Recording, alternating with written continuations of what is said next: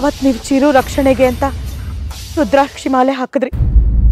ಆದರೆ ನೀವು ಯಾರೋ ಮಾಟಗಾರ ಅವನಿಗೆ ತೊಂದರೆ ಮಾಡಕ್ಕೆ ಬಂದಿದ್ದೀರಾ ಅನ್ಕೊಂಡು ನೀವು ಹಾಕಿದ ರುದ್ರಾಕ್ಷಿ ಮಾಲೆನ ಕಿತ್ತು ಬಿಸಾಕಿದ್ವಿ.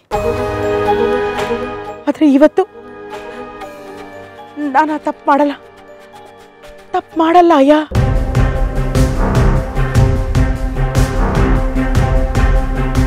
ಆರ್ತಿ ಅಮ್ಮನವ್ರ ಋಣಭಾರ ನನ್ನ ಮೇಲೆ ತುಂಬ ಇದೆ. ಹಿಂದೆ ಅವ್ರು ಮಾಡಿದ ಉಪಕಾರ ನಾನು ಈ ಜನ್ಮದಲ್ಲಿ ಮರೆಯಲ್ಲ. ಆ ಭಗವಂತ ಆ ಋಣನ ಕಡಿಮೆ ಮಾಡ್ಕೊಳ್ಳೋಕ್ಕೆ ನನಗೊಂದು ಅವಕಾಶ ಕೊಟ್ಟಿದ್ದಾನೆ. ಇದನ್ನು ನಾನು ಖಂಡಿತ ಕಳ್ಕೊಳ್ಳಲ್ಲ. ಆರ್ತಿ ಅಮ್ಮನವ್ರಿಗೆ ನಾನು ಸಹಾಯ ಮಾಡೇ ಮಾಡ್ತೀನಿ.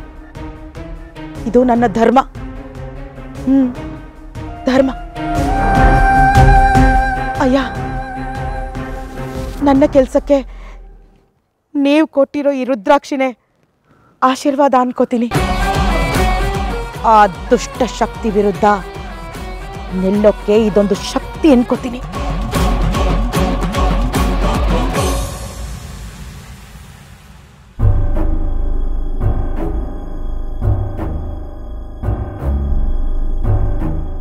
ಈ ಮನೆಗೆ ಮುಂದಾಗೋ ಕೆಡುಕು ಇದರಿಂದನೇ ದೂರ ಆಗಬೇಕು.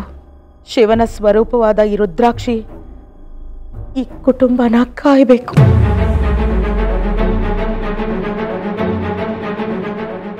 ಮಾತಂಗಿ, ಯಾರಾದ್ರೂ ಬಂದಿದ್ರಾ? ಅಯ್ಯೋ ದೇವ್ರೆ, ಇವ್ರೇನಾದ್ರೂ ಆ ಅಘೋರಿನ ನೋಡ್ಬಿಟ್ರಾ? ಮಾತಂಗಿ, ನಿನ್ನನ್ನೇ ಕೇಳ್ತಾ ಇರೋದು. ಮನೆಗೆ ಯಾರಾದ್ರೂ ಬಂದಿದ್ರಾ? ಅಣ್ಣ,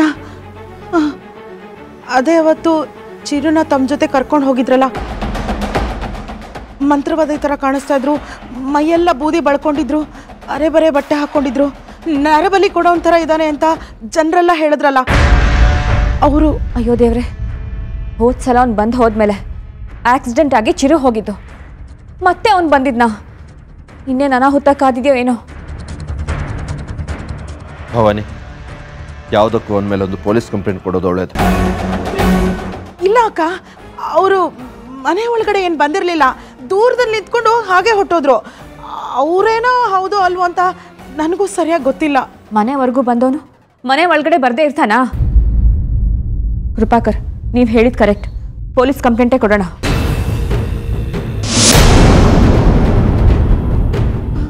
ಅಯ್ಯೋ, ಪೊಲೀಸ್ ಕಂಪ್ಲೇಂಟ್ ಎಲ್ಲ ಯಾಕೆ? ಪಾಪ ಭಿಕ್ಷೆ ಬೇಡಕ್ಕೆ ಬಂದಿದ್ರೋ ಏನೋ. ನೀನು ಅವನ್ನ ವಹಿಸ್ಕೊಂಡು ಮಾತಾಡ್ತಿದ್ಯಾ? ಏನು ವಿಷಯ?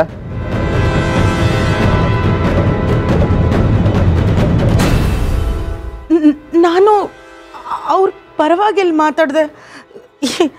ಇಲ್ಲ ಅಣ್ಣ, ಇಲ್ಲ. ಅದೇನದು ಕೈಯಲ್ಲಿ?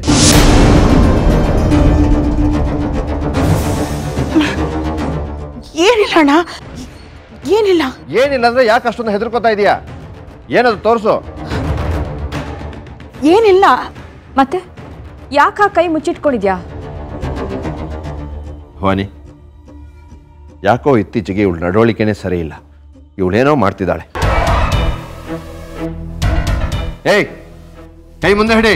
ಏನಿದೆ ತೋರಿಸು. ಬೊಕ್ಸೆ ಬಿಡ್ಸೋ.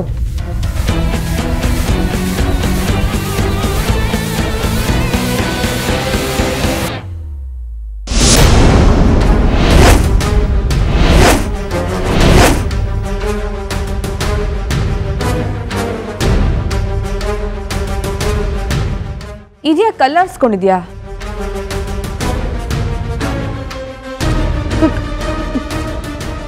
ಅದು ನಾನೇ ತರೋದಕ್ಕೆ ಹೇಳಿದೆ.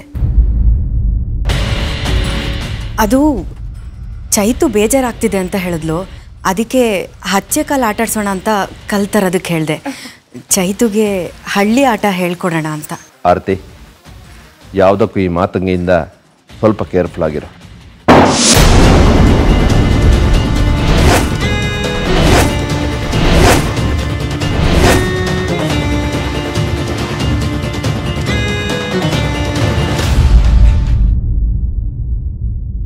ಮಾತಂಗಿ, ಏನ್ ಮಾಡ್ತಿದ್ಯಾ ನೀನು?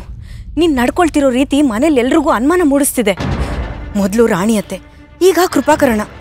ಏನ್ ಮಾಡ್ಬೇಕು ಅನ್ಕೊಂಡಿದ್ಯಾ ನೀನು? ಏನೂ ಇಲ್ಲ ಅಮ್ಮವ್ರೆ. ನನ್ನ ಕೈಲಾದಷ್ಟು ಈ ಮನೆಗೆ ಸಹಾಯ ಮಾಡಬೇಕು ಅನ್ಕೋತೀನಿ. ಆದರೆ ಎಲ್ಲರೂ ನನ್ನನ್ನು ಮಾತಂಗಿ, ನಿನ್ನ ಕಾಳಜಿ ನನಗೆ ಅರ್ಥ ಆಗ್ತಿದೆ. ಆದರೆ ಚಿರು ವಿಷಯ ಯಾರಿಗೂ ಗೊತ್ತಾಗೋದು ಬೇಡ. ಗೊತ್ತಾದರೆ ಮತ್ತೇನೇನೋ ಸಮಸ್ಯೆಗಳಾಗುತ್ತೆ. ನೀನು ಹುಷಾರಾಗಿರು. ಹುಷಾರಾಗಿರ್ಬೇಕಾಗಿರೋದು ನಾನಲ್ಲ ಅಮ್ಮೋರೆ, ನೀವು. ನಾನಾ? ಹೌದು ಅಮ್ಮೋರೆ.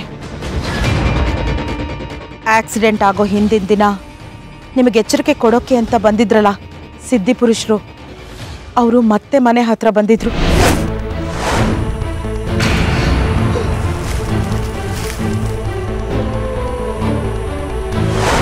ಅವತ್ತು ದೇವಸ್ಥಾನದ ಬಾಗಿಲು ಹೊರಗಡೆನೂ ಅವ್ರು ಕಾಣಿಸ್ಕೊಂಡಿದ್ರು. ಅಯ್ಯೋ ದೇವ್ರೆ, ಅದಕ್ಕೆ ಅನ್ಸುತ್ತೆ ನಿಮಗೇನೂ ತೊಂದರೆ ಆಗದೆ ನೀವು ದೇವಸ್ಥಾನದಿಂದ ಸುರಕ್ಷಿತವಾಗಿ ಹಿಂತಿರುಗಿತು. ಹಾಗಂತೀಯ? ಹೌದು ಅಮ್ಮೋರೆ. ಚಿರುಗ್ ಅಪಾಯ ಇದೆ, ಹೊರಗಡೆ ಹೋಗ್ಬೇಡಿ ಅಂತ ಹೇಳ್ದವ್ರಲ್ವಾ ಅವರು.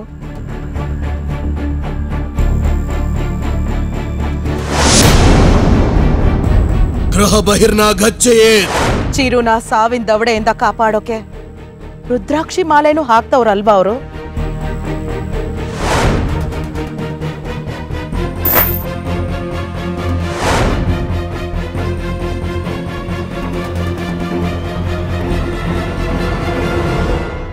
ಈಗ ಯಾಕೆ ಬಂದಿದ್ರು? ಬಹುಶಃ ಮುಂದಾಗೋ ಅಪಾಯನ ತಡಿಯಕ್ಕಿರ್ಬೇಕು. ಅಪಾಯನ? ಯಾವ ಅಪಾಯ? ಇಲ್ಲಿ ಯಾರಿಗೂ ಯಾವ ಅಪಾಯನೂ ಆಗಲ್ಲ. ಚಿರು ಯಾರಿಗೂ ಏನೂ ತೊಂದರೆ ಕೊಡಲ್ಲ. ಬೇಡ ಅಮ್ಮೋರೆ, ಬೇಡ. ಹಿಂದೇನು ಐನವ್ರ ಮಾತನ್ನ ಅರ್ಥ ಮಾಡ್ಕೊಳ್ದೆ ಅನಾಹುತ ಆಗೋಗಿದೆ. ಮತ್ತೆ ಅದೇ ಮರ್ಕೊಳ್ಸೋದು ಬೇಡ. ಅಂದ್ರೆ ಅವ್ರು ನಿನ್ಗೇನಾದ್ರೂ ಹೇಳಿದ್ರಾ? ಪುನರಪಿ ಜನನಂ ಪುನರಪಿ ಮರಣಂ ಪುನರಪಿ ಜನನಿ ಜಠರೇ ಶಯನಂ. ಹಾಗಂದ್ರೆ ಅಯ್ಯನ ಮಾತಿನ ಒಳ ಅರ್ಥ ಯಾರಿಗೆ ಅರ್ಥ ಆಗ್ಬೇಕು ಅಮ್ಮೋರೆ. ಅವ್ರ ಮಾತುಗಳೆಲ್ಲ ಒಗಟಾಗಿರುತ್ತೆ. ಆದರೆ ಒಂದಂತೂ ಸತ್ಯ, ಮುಂದೆ ಏನೋ ಭಯಾನಕವಾಗುತ್ತೆ. ಇಲ್ಲ ಇಲ್ಲ, ಭಯಾನಕವಾಗಿ ಆಗೋದಕ್ಕೆ ಏನಿದೆ? ಏನೂ ಆಗೋದಿಲ್ಲ. ಅಮ್ಮೋರೆ, ನಿಮ್ಗೆ ಯಾಕೆ ಅರ್ಥ ಆಗ್ತಾ ಇಲ್ಲ? ಅಯ್ಯ ಹೋಗೋವಾಗ ಅವ್ರ ಕತ್ತಲ್ಲಿದ್ದ ರುದ್ರಾಕ್ಷಿ ಸರ ಕಿತ್ತು ಬಿತ್ತು. ಅದರಿಂದಾದ್ರೂ ನಮ್ಮ ಮನೆಗಾಗಿರೋ ಅಪಾಯ ತಪ್ಪಲಿ ಅಂತ ಅದನ್ನೆಲ್ಲ ಆರಿಸಿಟ್ಕೊಂಡೆ. ಅದು ನೋಡಿದ್ರೆ ಕಲ್ಲಾಗೋಯ್ತು. ಚಿರು ಬಂದಿರೋದು ಅವ್ರಿಗೆ ಗೊತ್ತಾ? ಗೊತ್ತಿರಲೇಬೇಕು, ಅದಕ್ಕೆ ಬಂದಿದ್ದಾರೆ.